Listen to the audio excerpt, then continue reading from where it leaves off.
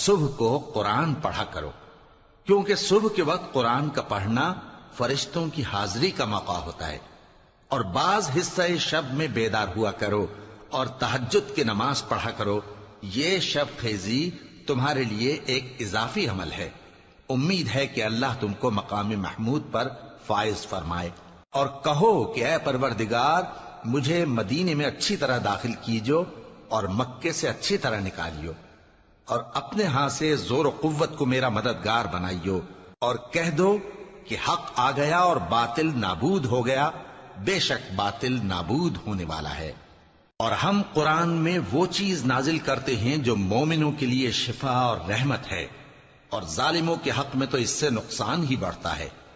اور جب ہم انسان کو نعمت بخشتے ہیں تو روح گرداں ہو جاتا ہے اور پہلو پھیر لیتا ہے، اور جب اسے سختی پہنچتی ہے تو نا امید ہو جاتا ہے۔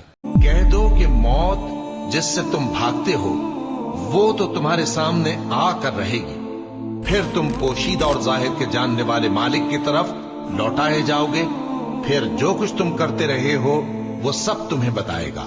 مومنو، جب جمعے کے دن نماز کے لیے اذان دی جائے تو اللہ کے ذکر کی طرف لپکو اور خرید و فروخت ترک کر دو، اگر سمجھو تو یہ تمہارے حق میں بہتر ہے۔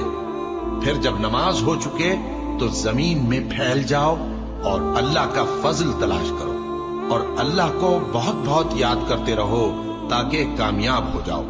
اور جب ان لوگوں نے سودا بکتا یا تماشا ہوتا دیکھا تو ادھر بھاگ لیے۔ اور اے نبی صلی اللہ علیہ وآلہ وسلم، تمہیں خطبے میں کھڑا چھوڑ گئے۔